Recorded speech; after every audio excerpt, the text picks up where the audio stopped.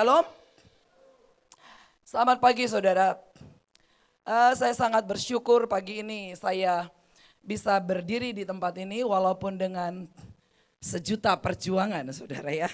Karena berdiri di depan ini bukan hal yang mudah. Walaupun kalau di gereja itu di tempat lain nggak ada yang sulit ya. Tapi nggak tahu ya di Mahanaim ini ada sesuatu ya. Karena mungkin urapannya yang sangat hebat, sangat dahsyat ya. Membuat ya kalau dapat tugas di depan ini ya saudara nanti rasain sendiri ya. Ya baik, kita akan dengar firman Tuhan yang bertemakan kaki yang elok. Ya PPT-nya boleh. Berikutnya.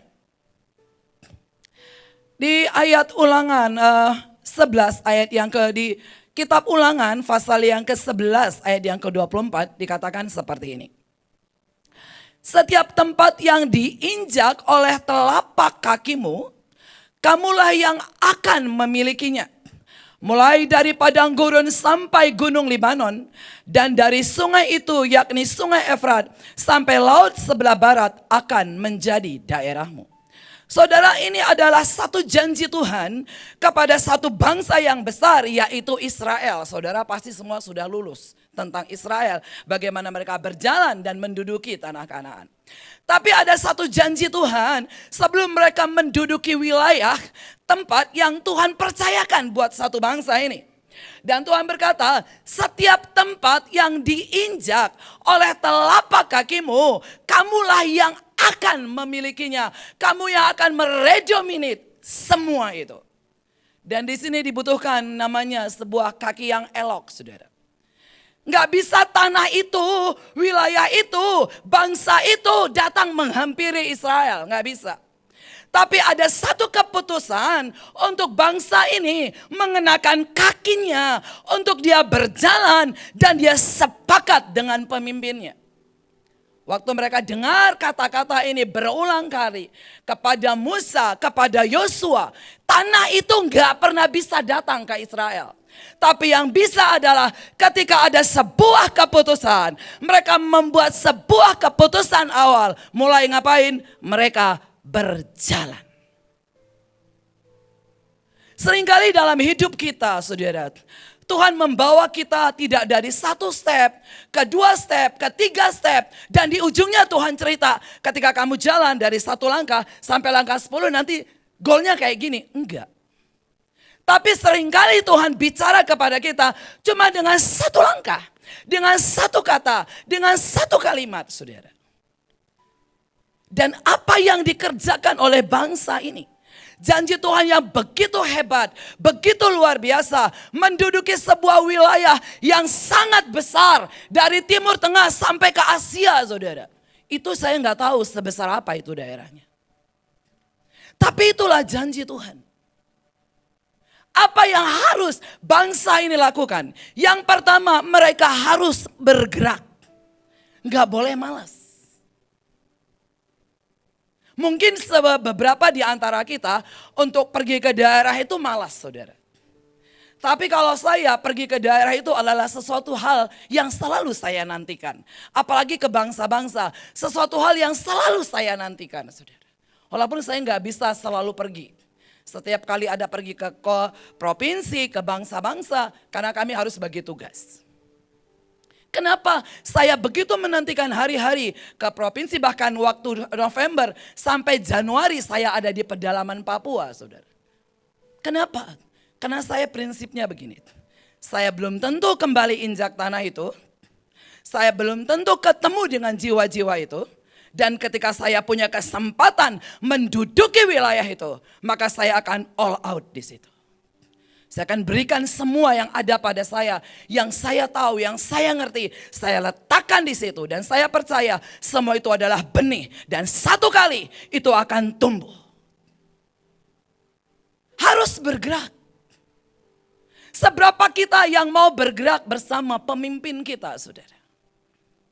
Bukankah seringkali ketika tugas itu diberikan menjadi sebuah tekanan buat kita? Amin apa amin? Setiap tugas itu menjadi sebuah beban buat kita.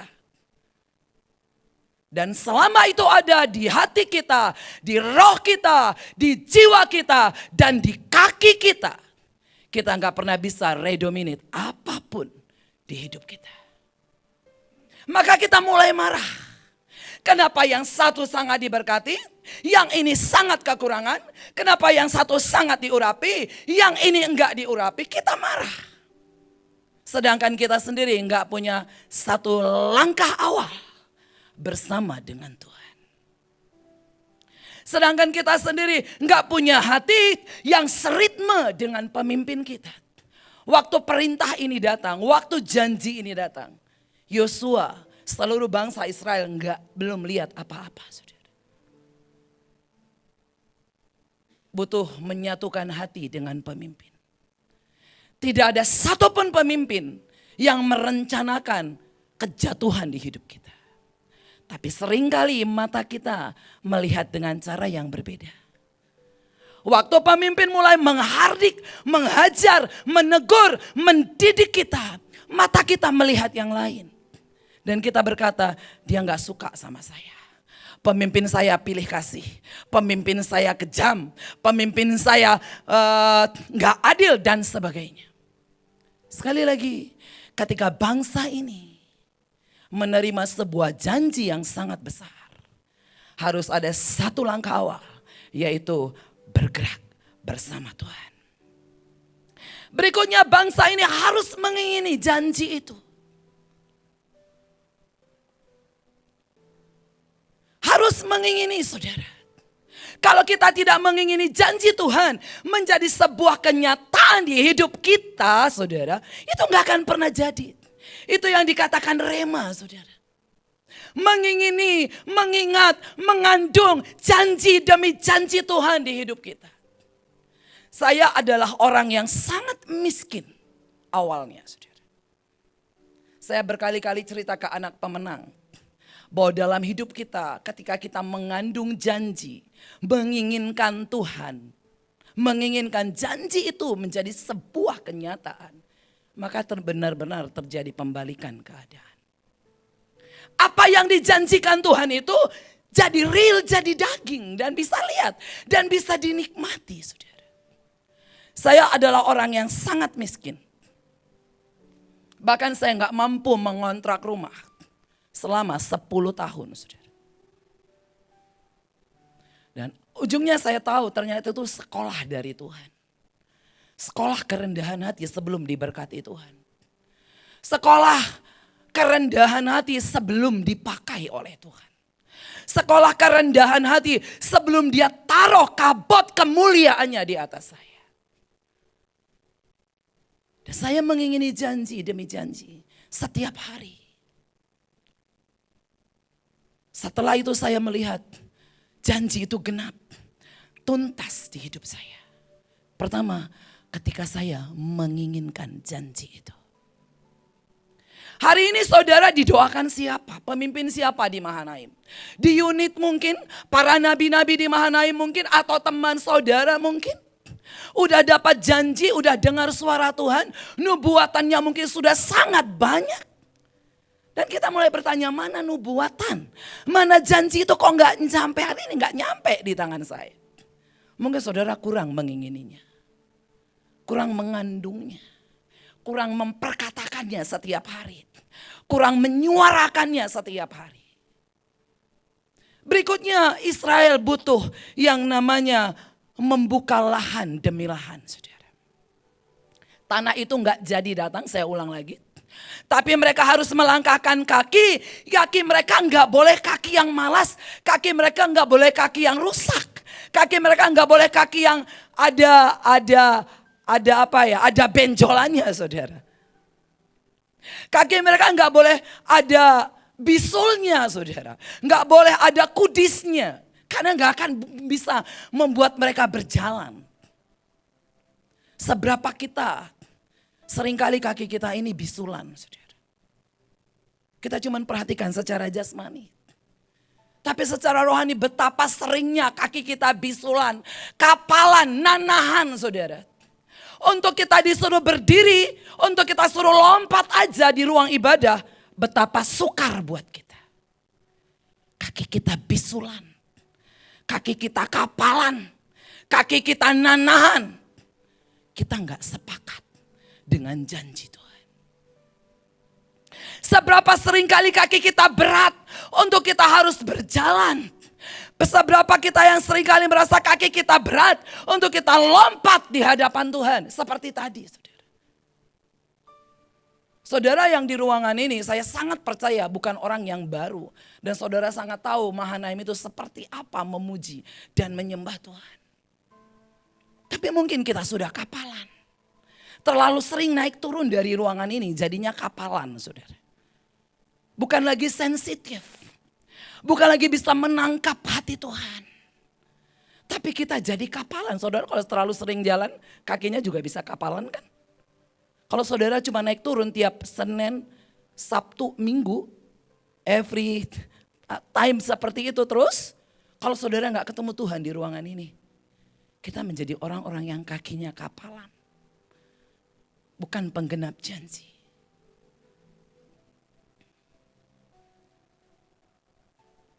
Apa yang akan dinikmati bangsa ini, saudara? Di ayat yang ke-11 dikatakan, negeri yang bergunung-gunung, berlembah-lembah, air yang sangat banyak dan hujan dari langit. Hujan awal dan hujan akhir, gandum, anggur, minyak, rumput untuk hewan. Semuanya. Dahsyat loh saudara. Ini loh janji Tuhan buat bangsa ini. Mereka akan menguasai hutan, gunung, lembah, air, semuanya. Tuhan kasih ke mereka. Hebat kan? Dahsyat banget janji Tuhan. Berikutnya, slide berikutnya. Ulangan 11 ayat yang ke-25 dikatakan seperti ini. Tidak ada yang akan dapat bertahan menghadapi kamu. Tuhan Allahmu akan membuat seluruh negeri yang kau injak itu menjadi gemetar dan takut kepadamu. Seperti yang dijanjikan Tuhan kepadamu. Bukan oleh kuat, bukan oleh gagah, bukan karena pengalaman, bukan karena jago perang dan ngangkat pedang, saudara. Tapi ada janji Tuhan berkata bahwa seluruh negeri yang kau injak itu menjadi gemetar, takut kepadamu. Saudara bayangin negeri, kota, tanah, laut, udara. Ketika saudara punya kaki yang elok, menginjakkan kaki. Alkitab berkata negeri itu, tanahnya, lautnya, udara gemetar. Itu kita. Saudara dan saya. Ini janji Tuhan, saudara. Semuanya akan sangat gemetar. Saudara, kalau saudara menaklukkan musuh. Contohnya bukan saudara lah, singa untuk menaklukkan musuh di hutan. Enggak usah tunjukin mukanya, saudara, ya kan? Enggak usah tunjukin taringnya, enggak usah. Cukup apa? Dia mengaum, dia bersuara, dia mengeluarkan suara yang sangat keras, menggoncangkan hutan itu. Saudara percayalah, semua hewan-hewan di dalam akan gemetar walaupun enggak lihat taringnya singa. Sudah gemetar duluan. Kalau sudah gemetar gampang ya buat singa. Tinggal nyaplok dapat. Bukankah kita singa-singanya Mahanaim? Atau saudara gak ngaku saudara singa? Harus jadi singa saudara, biar gak diterkam musuh. Cukup kita mengaum, kita selalu buat kalau kita belum ke provinsi, ke bangsa-bangsa. Selalu ada serangan udara saudara. Lewat peta. Lewat tindakan profetik, peta kita akan olesi darah, kita akan tahirkan, segala macam kita buat. Itu kita sedang mengaum. Saudara belum pergi ke kota itu, tapi karena saudara sudah mengaum, maka ayat tadi terjadi. Seluruh negeri itu akan gemetar ketika engkau memasuki negeri itu. Pertanyaannya, hari ini suara saudara, suara saya buat apa? Bukankah untuk bahasa roh aja? Ayo. Berkali-kali harus dikasih tahu. Padahal itu membangkitkan manusia roh kita yang ada di dalam. Dikatakan seluruh negeri yang kau injak itu akan gemetar. Keren banget saudara. Saya pakai ini ya untuk setiap ke wilayah, ke setiap daerah saudara. Dan di ayat yang lain berkata 1 Yohanes 4 ayat yang keempat B dikatakan, roh yang ada di dalam kamu jauh lebih besar daripada segala roh yang ada di kolong langit ini. Seberapa saudara percaya? Apakah saudara di tetangga saudara pun saudara nggak bisa taklukkan? Apakah sebelah rumah saudara, kiri kanan, muka belakang, saudara nggak bisa taklukkan? Hari ini taklukkan semua wilayah yang Tuhan percayakan kepada saudara. Karena hanya dengan cara itu Israel akan terus semakin besar saudara. Mereka harus buka lahan-lahan, mereka harus berperang, mengusir musuh-musuh di setiap wilayah daerah saudara. Bagaimana dengan kita? Berikutnya, slide berikutnya. Ya, Yosua 3 ayat yang ke-13 dikatakan seperti ini. Segera sesudah kaki para imam mengangkat tabut Tuhan, Tuhan semesta bumi berhenti di dalam air sungai Yordan. Maka air sungai Yordan itu akan terputus. Air yang turun dari hulu akan berhenti mengalir menjadi bendungan. Saudara dan saya adalah imam-imam Tuhan. Saudara tahu Yordan adalah sungai kematian. Sehingga membuat 2,5 suku menolak untuk menyeberangi sungai itu.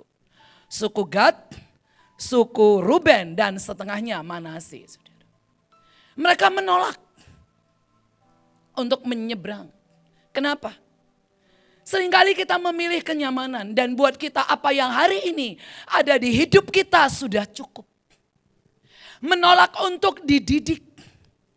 Menolak untuk diajar ulang sama Tuhan. Menolak untuk sepakat. Menolak untuk memperbesar kapasitas. Dan memilih yang nyaman. Saya sudah cukup Bu. Dengan jatah yang seperti ini. Saya sudah cukup jadi anak pemenang. Saya sudah cukup tahu sekedar masak. Kalau pemenang ini selalu di-upgrade masak saudara. Di-upgrade khotbah. Di-upgrade perang. Berat. Tapi ada orang-orang yang enggan memang dibentuk. Ada orang-orang yang menolak untuk diajar jadi orang besar. Tapi kalau kita adalah emas, mau dilempar ke got, diangkat lagi, dia tetap emas. Dilempar ke lumpur, diangkat lagi, dia akan tetap jadi emas. Beda sama kayu. Kayu ketika lempar ke got, maka dia menyerap semua kotoran. Nggak bisa dicuci karena sudah masuk ke dalam. Dilempar ke tempat yang kotor, dia serap semuanya. Nggak bisa dicuci, nggak bisa dibersihkan. Tapi kalau kita memilih berani berkata, kita menginjakkan kaki kita dan kita taruh musuh-musuh kita di bawah kaki kita. Dikatakan Alkitab apa? Sungai Yordan itu terputus bahkan. Bukan cuma diseberangi. Bahkan terputus. Seberapa kita punya keberanian memutuskan semua kenyamanan kita. Seberapa kita punya keberanian membunuh raksasa-raksasa di hidup kita. Seberapa kita berani membunuh semua kemalasan, keegoan, semua keangkuhan, semua kesombongan kita. Kalau kita nggak berani, kita akan berhenti. Kita nggak akan bisa menyeberang. Kita nggak akan bisa memutuskan sungai Yordan itu. Sedangkan Tuhan berkata, Tuhan berikan kita kuasa dan otoritas. Kita ini manusia ilahi, kita ini manusia beyond human, kita ini manusia yang diurapi dan sebagainya. Tapi seberapa kita berani memutuskan sungai Yordan itu di hidup kita. Seberapa sering semua kelemahan itu tersembunyi rapi di hidup kita. Hanya kita dan Tuhan yang tahu. Tapi hari ini mari kita berkata, Tuhan, Engkau tahu semua yang tersembunyi di hidupku. Aku memilih akan tetap menjadi imam, menjadi pengantara antara Engkau dan bangsaku, antara Engkau dan anak-anakku, antara Engkau dan suamiku, antara Engkau dan istriku, antara Engkau dan kotaku. Aku minta keberanian Tuhan, supaya aku berani berdiri dengan kaki yang elok, menaruh musuh itu di bawah kakiku. Dan ketika aku menginjak sungai Yordan itu, dia bukan cuma terbelah, tapi terputus habis. Hanya kita yang bisa memutuskannya, saudara. Secara pribadi masing-masing, hanya kita yang bisa memutuskannya. Seringkali kita mau cari jalan yang mudah, seolah-olah itu tepat buat 2,5 suku untuk gak menyeberang sungai Yordan. Karena buat mereka, buat ternak mereka cukup, buat perkemahan mereka cukup, harta mereka cukup, semuanya cukup. Tapi ingat, itu bukan yang Tuhan pesan. Itu bukan yang ada di hati Tuhan. Itu bukan rencananya Tuhan, itu rencana manusia. Tapi seolah-olah itu benar. Rencana Tuhan, mereka harus menduduki tanah Kanaan. Menghabisi musuh demi musuh di dalamnya. Seringkali kita cari jalan mudah. Seringkali kita nggak sejati. Kalau ibadah seperti ini ya nggak ada ibu dan kita mulai ya nggak ada ibu. Tapi saya bersyukur loh, saya lihat Ibu Nike. Saya sampai liatin dari tadi. Dia tetap ngatur penari yang salah, dia tetap bantuin, nggak ada ibu loh. Bisa aja dia berdiri di situ, nggak usah naik juga bisa. Tapi sampai saya bilang, saya gini-gini aja. Kapan kita ditemui Tuhan sejati, saudara? Dilihat, nggak dilihat pemimpin, kita lakukan yang sama persis. Dilihat, nggak dilihat Tuhan, kita lakukan tepat seperti yang Dia mau. Ke daerah nggak ada yang lihat saya, saudara. Hanya Tuhan dan saya. Di rumah nggak ada yang lihat saya, pemimpin saya nggak lihat saya. Tapi saya selalu memilih, berlakulah sebagai tentara yang sejati, saudara. Itu juga nggak bisa instan anak pemenang. Semua itu butuh proses. Enak ya negur anak pemenang aja. Nanti kalau saya karena nanti bapaknya ada di sini ya. Bapaknya lagi nanti gantian. Ya. Semua itu butuh proses sampai keluar itu adalah kesejatian. Ada nggak ada pemimpin, ada nggak ada mentor, bisa nggak kalian makan tepat waktu? Belum terbukti sih. Bisa nggak kalian doa tanpa diawasin sama saya? Belum juga terbukti sih. Semua masih dalam proses. Mengeluarkan yang sejati dari hidup kita. Nggak pernah instan, saudara. Makanya relakan diri kita dididik. Ditindas mungkin, dihajar mungkin, diomelin, dipermalukan, dihardik. Relakan diri kita. Alkitab sudah jelas katakan, orang yang dicintai akan dihardik. Kalau saudara sudah didiemin, saudara nggak dicintai.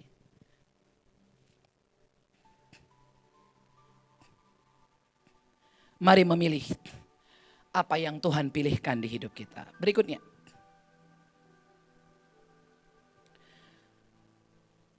Di Alkitab saudara, ini juga saudara pasti sudah tahu semua. Bagaimana satu bangsa ini untuk menduduki yang namanya, untuk menghancurkan namanya tembok Yeriko, saudara. Tuhan perintahkan di hari pertama, saya nggak baca semua biar cepat ya. Ini udah lama nih kayaknya. Hari pertama Tuhan bilang 1 kali saja engkau putari tembok Yeriko itu. Hari kedua 1 kali. Hari ketiga 1 kali. Dan hari yang ke-7 Alkitab katakan, saya bacakan ayat yang ke-15. Tetapi pada hari yang ke-7 mereka bangun pagi-pagi ketika fajar menyingsing dan mengelilingi kota 7 kali. Dengan cara yang sama, hanya pada hari itu mereka mengelilinginya 7 kali. Saudara ingat, cara yang sama. Saudara, saya pelajari tingginya tembok itu 14 meter, saudara. Tebalnya 6 meter. Luasnya 40.000 hektar. Saudara sanggup menjalaninya setiap hari sekali. Perintahnya apa? Enggak boleh bersuara. Aduh sakit enggak boleh. Aduh capek enggak boleh. Haus ngomong enggak boleh. Silent. Mengelilingi luas 40.000 hektar. 13 kali. Hari pertama 1. Yang jalan itu kurang lebih dari 2 juta orang. Enggak boleh protes. Enggak boleh bersuara. Enggak boleh ngedumel. Enggak boleh minta tolong sama temenmu. Enggak boleh. Kamu masing-masing mempertahankan dirimu. Mengimani kalau tembok itu 1 kali akan runtuh. Bisa enggak kita? Ini secara jasmaninya, saudara.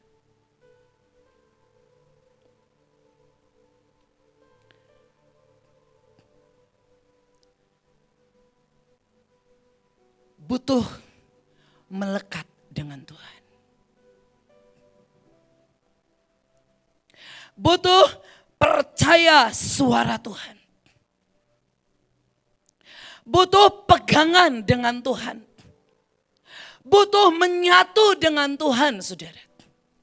Maka semua tembok demi tembok demi tembok demi tembok apapun di hidup saudara dan saya, itu pasti runtuh.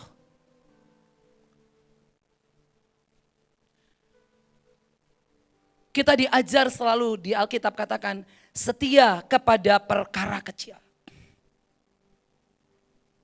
Maka kepadamu akan dipercayakan perkara yang besar. Kalau hari pertama gagal, dia bukan orang yang ikut meruntuhkan tembok itu. Hari kedua ada yang gagal, berarti dia juga bukan orang yang ikut terlibat dalam rencana besar Tuhan. Apalagi pada hari yang ke-7. Penetapan buat Yeriko itu harus runtuh. Dan kalau ada yang tidak melakukan tepat seperti yang Tuhan mau, dia juga adalah orang yang tidak melakukan dan tidak melihat perbuatan Tuhan yang besar. Seberapa lama kita sudah ada di dalam Tuhan? Seberapa lama sudah kita hidup dalam sebuah pelayanan? Yang Tuhan mau dari hidup kita adalah untuk kita sepakat dengan Tuhan. Sepakat dengan pemimpin Joshua saat itu. Mereka bisa protes, saudara, jalan. Gak usah saudara jalan ke MM aja deh. Jalan kaki doling. Kalau sekarang apapun kita naik kendaraan kan. Doling deh pakai jalan telanjang kaki, saudara. Kalau enggak nanti keluar semua kedagingan kita ya. Ngedumelnya, marahnya. Pemimpin apa sih ini? Saya ada di mana, sesatlah apa, akan keluar semuanya. Saudara. Ternyata untuk menduduki tanah Yeriko, Tuhan sedang mengajar umatnya. Dan melihat apakah mereka mau sepakat dengan pemimpinnya. Apakah mau sepakat dengan janji Tuhan. Dan dikatakan pada hari yang ke-7 dan ketika mereka mengelilinginya 7 kali. Ketika mereka memilih sepakat, mereka memilih fokus, mereka memilih kaki mereka kuat. Tidak ada kotoran, tidak ada bisul, tidak ada kemalasan. Kaki yang elok berjalan menduduki semua tanah Yeriko, saudara. Dan hari itu apa yang Tuhan janjikan terjadi. Sungguh tembok itu runtuh seketika. Kalau saudara berkata, Bu, ada yang mustahil di hidup saya gak percaya. Bu, ada yang sulit di hidup saya gak percaya. Kalau saudara melakukan, kaki saudara mau berjalan, kaki saudara mau berdiri, sepakat, berdoa, dan terus mengharapkan Tuhan. Saya enggak percaya. Karena tembok Yeriko sudah menjadi bukti, saudara. Sesungguhnya tidak ada kata yang mustahil. Tidak ada tembok yang terlalu tebal di hidup kita. Tidak ada jalan yang terlalu jauh buat kita. Sudah dibuktikan. Tuhan ada di dalam saya di dalam Tuhan. Maka tidak ada perkara yang mustahil. Berikutnya. Matius 7 ayat yang ke-6. Jangan kamu memberikan barang yang kudus kepada anjing. Dan jangan kamu melemparkan mutiaramu kepada babi. Supaya jangan diinjak-injaknya dengan kakinya. Lalu berbalik mengoyak kamu. Saya berdoa tidak ada satupun yang ditemui Tuhan kita pagi hari ini. Adalah orang-orang yang menolak didikan Tuhan. Saya berdoa tidak ada satupun yang Tuhan temukan pasukannya yang sudah bosan untuk diajar dan dididik. Saya 14 tahun dididik oleh Bapak Steve Alfa, saudara. Kalau saudara nggak percaya boleh nikmati seminggu aja. Bagaimana kerasnya, bagaimana tegasnya, bagaimana disiplinnya, bagaimana tidak ada kompromi dalam segala hal. Selalu saya belajar setting hati saya. Ketika saya dihardik di depan umum. Ketika saya ditunjuk-tunjuk di depan umum. Saya memilih yang keluar bukan kepahitan, saudara. Karena saya tahu diri. Betapa banyaknya kekotoran. Betapa banyaknya bisul di kaki saya. Harus dipotong, bahkan pemimpin saya harus congkelin itu. Supaya kaki saya elok. Saya jadi orang yang berdiri tegak. Saya memilih tidak kepahitan. Saya enggak memilih untuk keluar pilih unit lain. Saya enggak memilih pergi ke akhirnya enggak mau di Mahanaim dan tinggal di gereja ini ABC. Saya memilih berdiri. Memilih kaki untuk tetap tegak berdiri, saudara. Saya berdoa tidak ada satupun di antara kita menganggap firman yang keluar dari ruangan ini, dari mimbar ini, dari tempat ini untuk kita rendahkan, saudara. Kita mulai lihat si A, si B, si C, si D. Saya berdoa kita bukan orang yang memakai kaki kita untuk menginjak, dikatakan tadi mutiara, untuk menginjak mutiara yang diberikan di hidup kita. Tapi kita adalah orang yang tahu menghargai mutiara demi mutiara.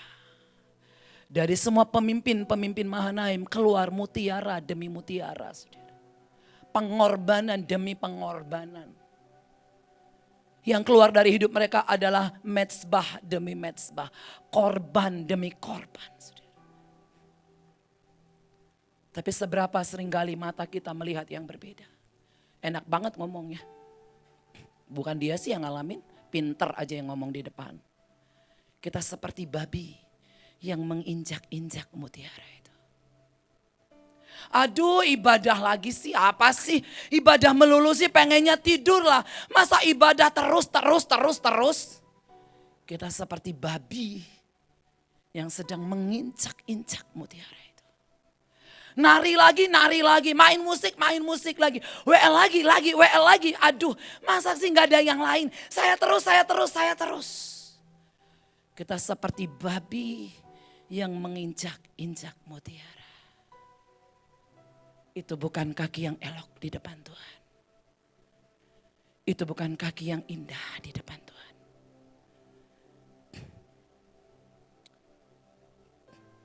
Dua lagi, saudara. Amsal 27 ayat yang ke-7. Ya. Orang yang kenyang menginjak-injak madu. Tetapi bagi orang yang lapar, segala yang pahit dirasakan manis. Saya berharap kita adalah orang yang lapar. Amin. Bukan orang yang kenyang. Kenyang firman. Kasih firman lagi muntah. Bukan, saudara. Tapi kita memilih menjadi orang yang terus akan lapar, lapar dan lapar, saudara. Dan kita akan menikmati firman itu. Madu, kemanisan, firman yang keluar. Bukan untuk kita olok dan bukan untuk kita injak-injak. Tapi supaya itu menjadi rema di hidup kita. Menjadi kenyataan di hidup kita. Dan kita adalah orang yang menikmati itu menjadi sebuah kenyataan. Terakhir, saudara. Ini janji Tuhan buat kita. Kaki yang elok seperti ini, saudara. Mazmur 18 ayat 34. Dikatakan seperti ini. Yang membuat kakiku seperti kaki rusa. Dan membuat aku berdiri di bukit. Saudara, destiny kita itu bukan di lembah di bawah. Walaupun kita pernah punya pengalaman di lembah. Tapi Tuhan berkata kita ini diberi kaki yang elok seperti kaki rusa, saudara. Kenapa kaki rusa? Ini namanya moose. Rusa terbesar di Amerika, saudara. Saudara jangan berpikir, Bu, kok gede banget ya? Emang bisa ya dia naik ke bukit? Bisa ternyata. Saya lihat ya saudara. Panjang tanduknya itu ada 2 meter. Ya. Berat badannya itu 600 kilogram. Tingginya 2 meter, saudara. Sekalipun saudara lihat rusa ini tanduknya besar, lebar, panjang. Dia nggak pernah gunakan tanduknya itu untuk melawan musuh. Jadi senjata dia nggak pernah. Dia nggak mau nanduk, saudara. Tapi apa senjatanya rusa ini, saudara? Ternyata kaki. Telapak kakinya itu mampu menghabisi semua musuh-musuhnya, saudara. Semua musuhnya itu serigala yang buas-buas, saudara. Cuma dengan kekuatan kaki loh. Itu bisa dihabisi. Tanduknya enggak buat nanduk, saudara. Tuhan bilang kita seperti apa? Seperti apa? Rusa. Berarti kita punya tanduk kan, saudara? Buat nanduk siapa, saudara? Sering banget kita nanduk soalnya. Nanduk ke atasnya, pokoknya pemimpin ini, kita pintar banget nandukin, saudara. Tapi kalau rusa, yang Tuhan maksud enggak untuk nanduk. Ada, tapi enggak untuk nanduk. Makanya kan kita harus deklarasi setiap hari. Habisi semua tanduk-tanduk ya kan, kekerasan, kebebalan, bla bla bla di hidup kita. Nah, saudara, rusa ini selalu mengandalkan telapak kakinya. Untuk menghabisi musuhnya. Tendangannya mampu membunuh hewan binatang yang seperti serigala sekalipun, singa sekalipun. Bisa dia tendang habis, saudara. Dan rusa ini adalah merupakan pelari dan perenang yang handal. Saya nggak bikin videonya. Dia bisa lari, saudara, di atas air. Segitu beratnya. Bisa lari loh. Ya. Kecepatan larinya, saudara, 90.123 per jam. Siapa yang bisa menanding ini? Mampu berenang cukup jauh. Kesukaannya di air. Berendam. Kenapa? Dia untuk menghindari musuh ataupun dia untuk membersihkan diri dari semua serangga dan untuk mendinginkan tubuhnya dari panas. Jadi suka berendam.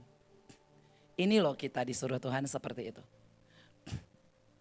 Kita ini dibuat Tuhan pasti semua jadi besar. Kalau badannya gak usah besar ya.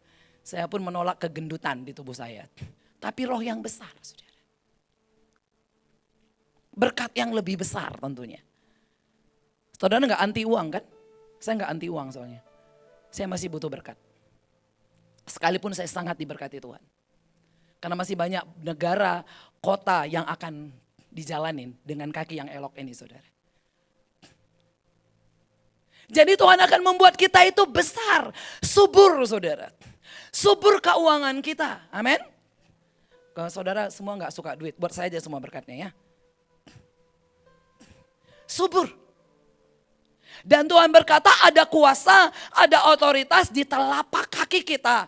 Untuk kita menginjakkan kaki kemanapun kita pergi. Nggak ada yang bisa mengalahkan kita.